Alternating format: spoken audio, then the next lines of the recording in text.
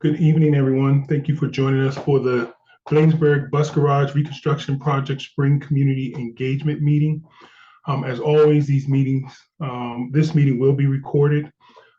As well, I want to make sure that we get you the link to the evaluation both now and at the end of the meeting. Please feel free to fill out that form. Again, it's an evaluation of the meeting process. Next slide.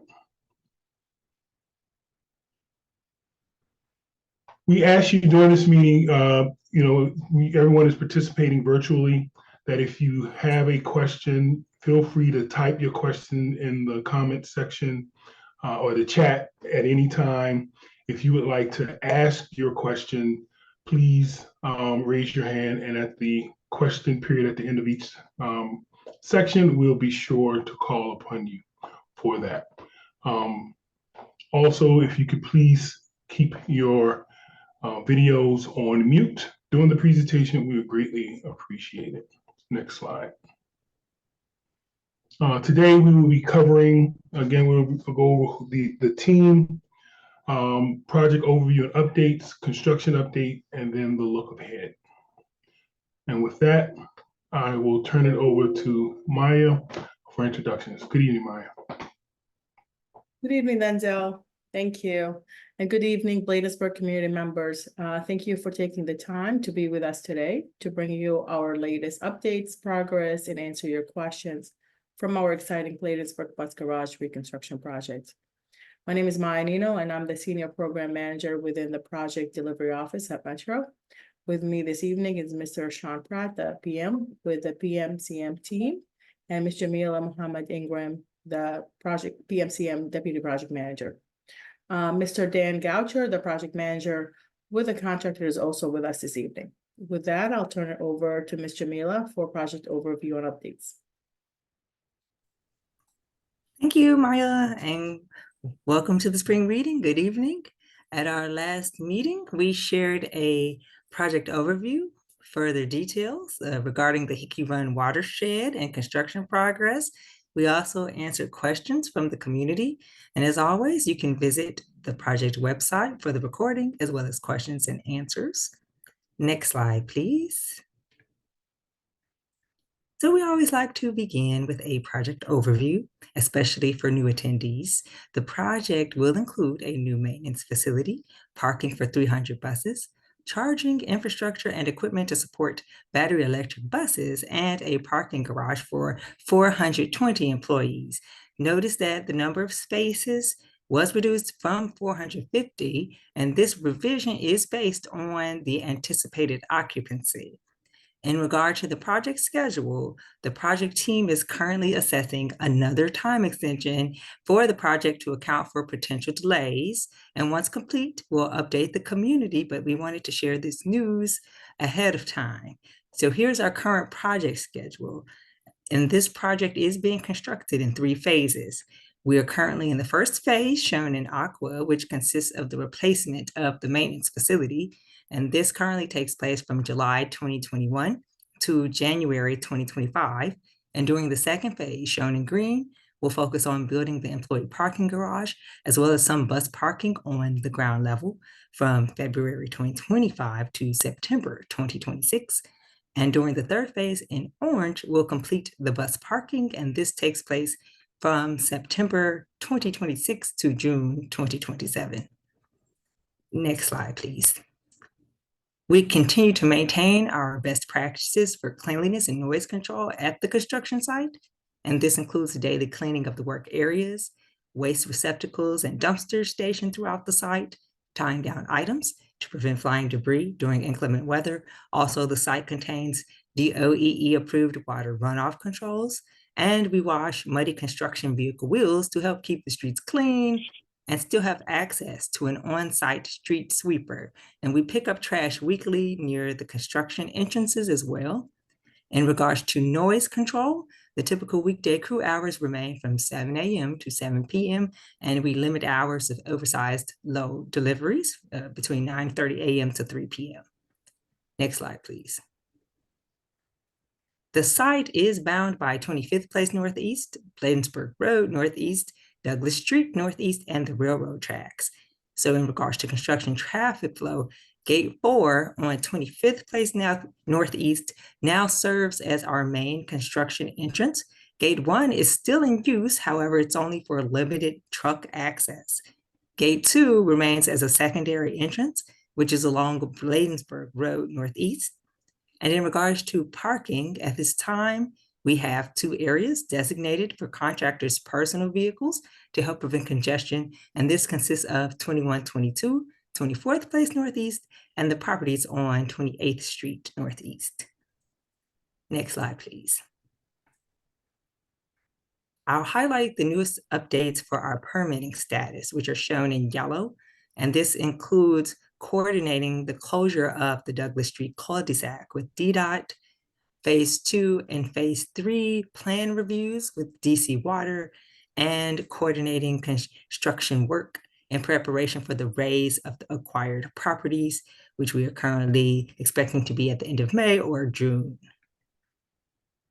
Next slide, please. And this past quarter, we also released our quarterly newsletter, which included construction updates and a notice about WMATA's Fleet of the Future Expo. This event was held on April 3rd at the National Mall, and it featured an opportunity for visitors to see the new 60-foot zero emissions electric bus and step inside of a mock-up of the new 8000 series train. In our newsletter, we also recognized our transit drivers and the work they do to provide transportation services. Next slide, please.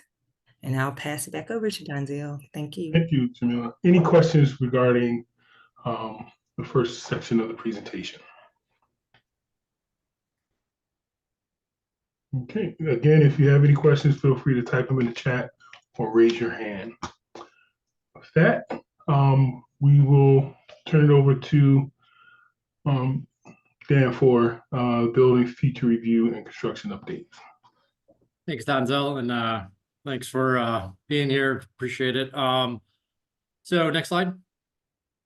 So one of the upcoming activities that we will be performing in the maintenance building is the installation of the paint booth. So this paint booth is inside of the building. You can see that red box. It looks like it got a little bit shifted, but the red box is supposed to be slid into the building where you see that paint and body part designation there. Next slide. So this would be the paint booth. You can see, again, just want to reiterate, it is inside. So the buses will pull in. They have overhead doors on both sides of the paint booth. And then they have basically 2 exhaust fans or makeup. Air goes in and then they exhaust it out. Definitely on the exhaust side, there is a filter compartment that has cleanable filters that are used, I guess, to trap all of the any particulates in the air. The paint booth is also heavily regulated. You can see on the right-hand side of the slide all of the codes and standards that are applicable to this paint booth. I'm not going to list off all of them, but some of the more critical ones are the NFPA ones. NFPA 33, NFPA 86, and then NFPA 91. Next slide. It is also, again, heavily regulated by DOE. So these are just a couple snapshots of the approved air quality permit. This is about a 19-page document that definitely has significant amounts of oversight for the operation of the paint booth. I just wanted to highlight the page on the right because this does kind of show the limits of I guess volatile limits for different I guess fumes, particles. So again, I just want to reiterate this is heavily standardized and there's a lot of attention on it, not only from the construction side but also from operations side. Next slide. With that, we'll move into some of the progress on the exterior. So we've had talked previous meetings about the CXX wall. So you can kind of see this in its completed state. The top 2 pictures are kind of split in the middle, looking left and then looking right. And then the 2 bottom pictures kind of show what it looks like on the backside. So previously there was maybe some concern of what this would look like from the backside, and basically you can't see anything. It's just the dirt. So the dirt gets backfilled right up to the top of it. And you won't even see the backside. It would just be the front side, kind of looking at it from the building perspective. Next slide. Other features that have gone in on the exterior. We've had a lot of discussions about the rainwater harvesting and the stormwater management features. So on the left-hand side, you can see we've completed setting the rainwater harvesting tank 1-1. This is a precast modular system. And in the middle, you can see it completed. And then on the right-hand side, another stormwater feature we have the 2 large storage tanks that feed into the bus wash. And you can see the ongoing progress of what we call rainwater harvesting 2-8. That tank has now been completed. The top is on, and we've actually started to backfill it. Next slide. Continuing with the stormwater. So again, these are progress photos on the left-hand side. So any of those that have joined all of these meetings know that we have the 2 tanks, one on one side of the building, one on the other side. And DOE came out and inspected and signed off on our first large tank. We are in the process of getting them out here to inspect the other tank. You can see that 1-6 tank, we left some openings for safety precautions so that workers could get in there, get it cleaned out, take all of our formwork out safely. And it also allows DOE and all the other inspectors to get down in there. So once it's signed off, we close that in. And then on the very right-hand side, that's in progress photo of the top or the lid of the rainwater harvesting tank 2-8. Next slide. Staying with the exterior, a lot of progress has been made on the terracotta. As of right now, we are probably 98% done. What we're working on is final clean, installing some of the downspouts, and kind of just buttoning up some of the more intricate cuts around some of the intersection points. So you can kind of see the progress through these 3 photos. In that center photo, we left some larger leave outs so that some of the other trades could get all their larger material up onto the mezzanine and level 2. That has been closed in. And like I said, as of now, all of that has terracotta on it. Next slide. This is a picture. This is kind of an aerial photo of the CNG yard. Again, we've talked about this before. There are the 2 buildings. One of them, the larger one, that's gets closer to us in the photo, is the main electrical room. And the one in the back there houses all of the controllers for the compressed natural gas. In the center of the photo there under the blue tarps, those are the compressors. And then on the right-hand side where you see kind of what looks like structural steel that will support some of the overhead piping coming out of the equipment there that's white, those are the dryers. Next slide. Some of the progress on the interior, a lot of work, a lot of framing, drywall, overhead roughing, electrical wire pulling has been going on. You can see a lot of the walls are framed and drywalled now at this point. We are currently starting to tape and finish all of the joints. Next slide. Some of the support rooms, again, a lot of progress has been made. On the left-hand side, you can see the fire pump room in progress of being built out. The boiler room, all the equipment's been set, all of the overhead piping has been installed, and we are making our final connections to the equipment. And then on the right-hand side there, that's just one of our many electrical rooms. You can see a lot of cable wire has been pulled. Once everything is pulled, crews will get in there to start cutting, trimming, and actually terminating the wire to the correct breakers. Next slide. Again, just some more progress photos. Want to highlight all the mechanical piping has been tested and now is in its final stages of being insulated. In the middle there, again, just another shot of all of the electrical wire that's been pulled. And then on the right-hand side, so this was our last large piece of electrical gear delivery. So a couple slides back, and that's that building in the CNG yard.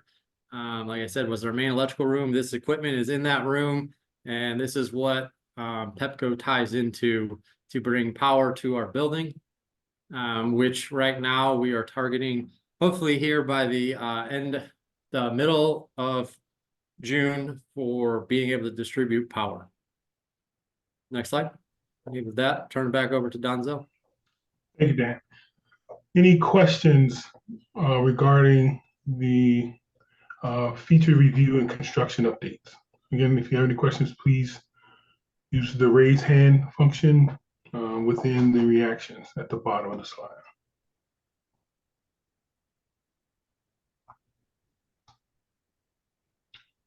All right, Ms. Montague, are you trying to get on, or you just give me a thumbs up if you're okay? All right, thank you.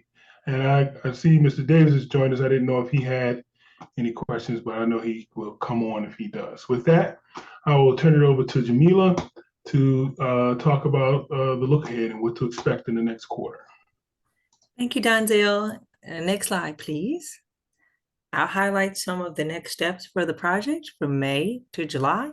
In May, we'll conduct fuel piping work in the tank farm and perform wiring in the CNG yard. We'll also make connections for the rainwater harvesting tank at the east and continue that kind of work, perform grading and foundation work for the north parking ramp, paint the pedestrian bridge, and work on finishes and wiring within the maintenance building as well. In June, we will place the concrete lid on the tanks in the tank farm, pull the feed to the building transformers from the CNG yard, install equipment for the elevator, and install the paint booth for the maintenance building. We anticipate the raise of acquired properties by the end of May or June as well. And in July, we'll continue work in the tank farm and the CNG yard, coordinate utilities with Washington Gas, continue finishes in the maintenance building, and power the building by July, perhaps even at the end of June. Next slide, please. Thank you. For the remainder of the project, our major milestones include completing the new maintenance facility in the first quarter of 2025, commencing demolition for phase 2 in the second quarter of 2025, completing the new parking garage in the third quarter of 2026, and overall project completion in the second quarter of 2027. Also, we'll continue to evaluate those potential delays that I noted earlier on and any impacts to the overall schedule as BEB design progresses. And at this point, I'd like to say thank you, and I'll turn it over to Maya from here. Thank you, Jamila. For the community members who may be joining us for the first time today, and as a general reminder, there are several forms to reach out to the project team and receive updates between quarterly meetings. You can send us emails at bladensburgbusgarage@womata.com and visit our website for updates at womata.com/bladensburgbusgarage. You can also sign up to receive periodic updates and newsletters at the website. The last newsletter was issued on March 21, 2024. So if you have not received it, please be sure to sign up on our website. Lastly, below, you can follow us at the various social media outlets for additional information, and we'll be announcing the next quarterly community engagement meeting as we get closer into the summer. Thank you again for your time and support with the reconstruction of Bladensburg Bus Garage. Have a good evening. With that, we're going to add the link to the chat. And then also open up, link to the chat, link to the evaluation as we prepare to open the Q&A. Scott, Monica, I see you clapping. I don't know if that was a hand raise. If so, I could just ask you to come off mute. Sorry, no, I was not clapping. You would think I would have this under my pocket by now. I had a question on slide 28. Okay, there's a mention of raising acquired properties. Now, me having been around there, I think I know what that is. Can somebody tell us specifically what the extent of that is? So the raise of the acquired properties refers to, perhaps you can actually go back to the site map slide in the very beginning. Oh, there we go. So down where you see the phase 2 in the green area, that is where, well, actually, I think a better slide may be further up with the actual map. Let's see. I just want to make sure I have the best view for you. Okay, actually, yes. Can you go to the construction traffic flow and contractor parking? There we go. So that blue shaded area where you see the Douglas Street and 28th Street Northeast intersect, that is where the acquired properties are, and that is where they will be demolished, and that's what the raise of acquired properties is referring to. Okay, so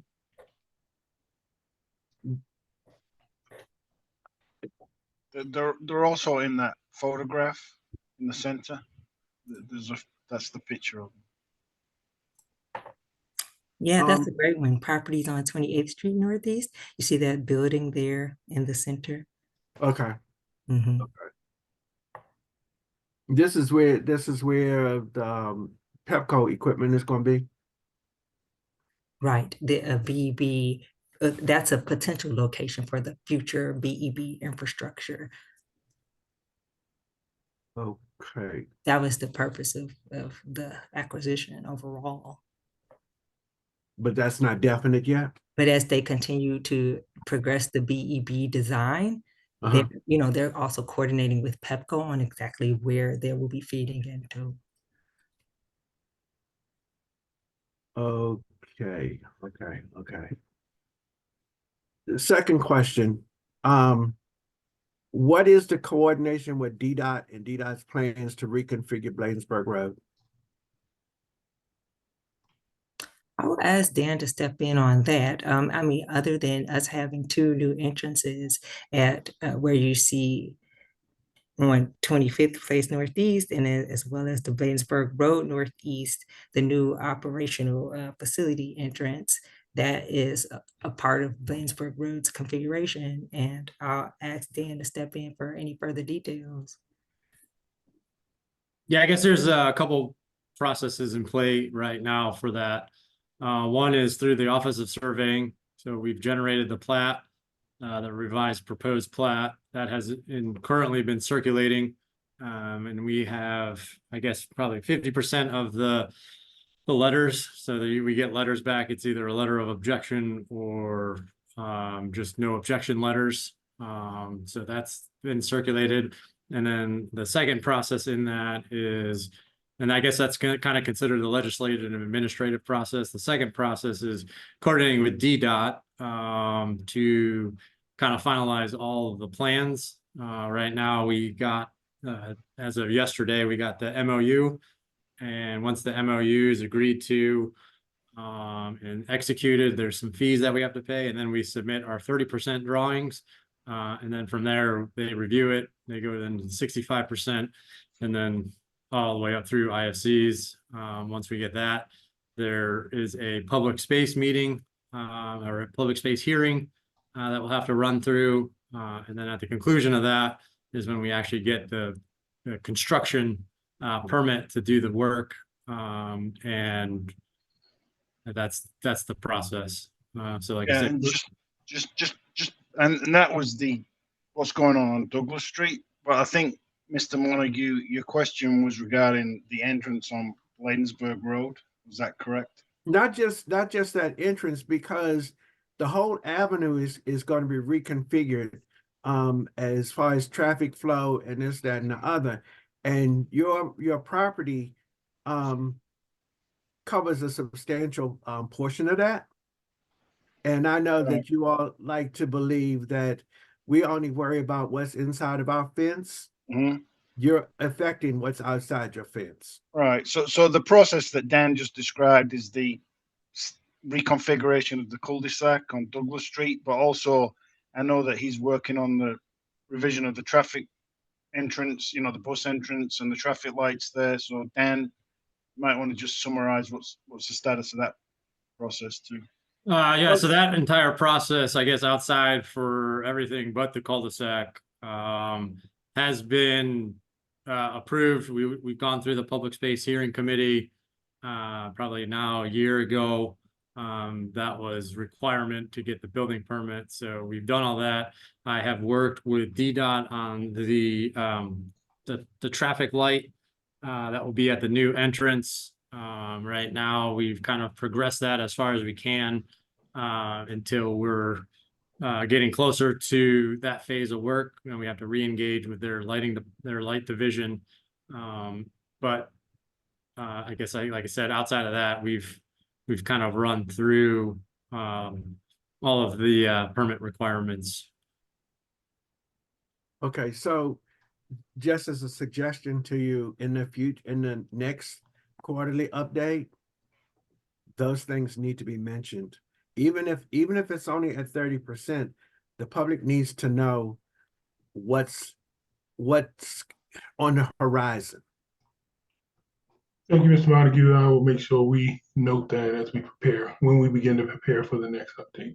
Well, you'd rather be upfront and transparent than have somebody come at you in an unpleasant way. No, I think you're right. So, and part of what I'm saying is, like, you know, what I think you're asking for is, how does, you know, when DDOT begins, you know, based on the multimodal study it did, begins to look at how to redo Bladensburg Road, whether it's, you know, what they're adding, how does that impact the project footprint? Where does the easement, and then what, if any, changes they'll be asked, you know, that the project will be asked to make based because of those designs. So step one will be us to get clarity on, you know, the DDOT approach, and then, you know, we can present that to, you know, the capable team of Sean, Dan, and Jamila to say, you know, how does this impact, you know, this, especially as we look at 2024, 2025, and, you know, towards the end of the project. So like I said,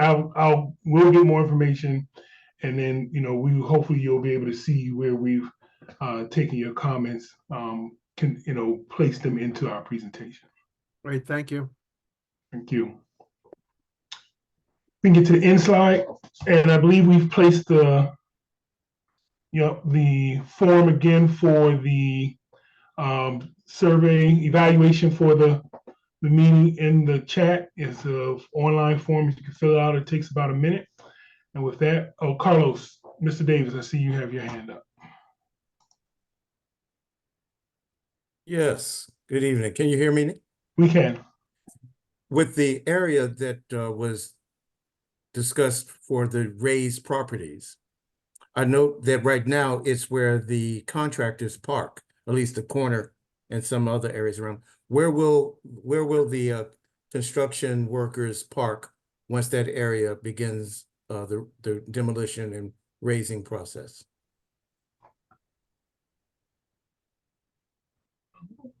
Jamila, Dan, or Sean?